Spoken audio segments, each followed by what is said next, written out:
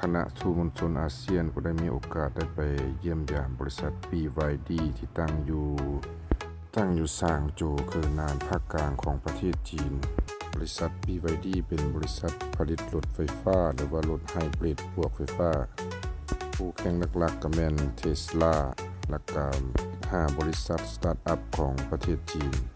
แต่ BYD นี่บ่สามารถนำเข้าไปประเทศอเมริกาได้เพราะว่าถูกอเมริกาแบน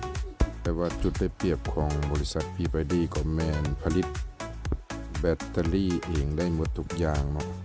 ดังนั้นราคาก็แม่นว่าสามารถจับต้องได้อันคันที่เฮาขึ้นอยู่เบิ่งนี่ประมาณ 5-6 หมื่น